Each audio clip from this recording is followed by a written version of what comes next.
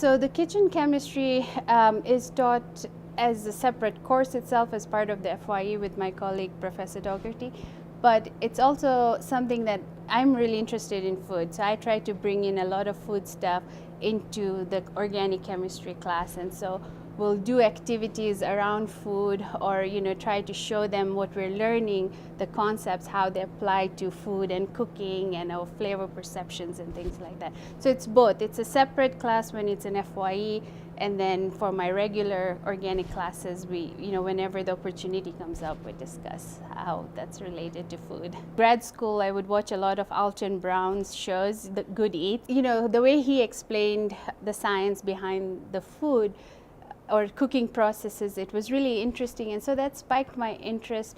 And I've always thought about teaching a class of the chemistry of food or even spices, because I felt like that's such a interesting topic.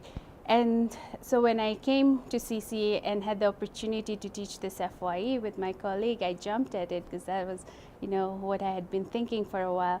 And a couple years ago, then I went to a workshop funded by NSF. It was a week-long workshop around food chemistry, and we explored all different concepts and how to bring that into the classroom and tie it to our discipline. So this is more of a hobby that has made its way into the classroom.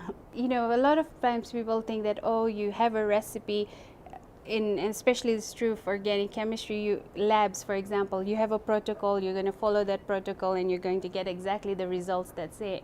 And you don't, and that's the part.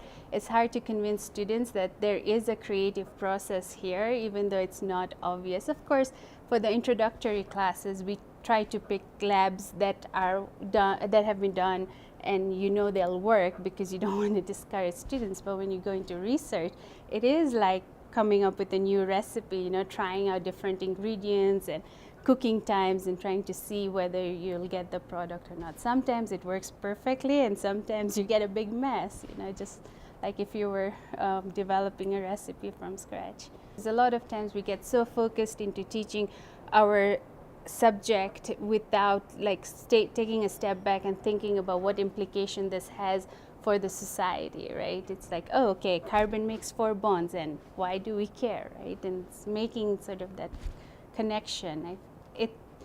I guess it motivates me, and students say that it motivates them as well.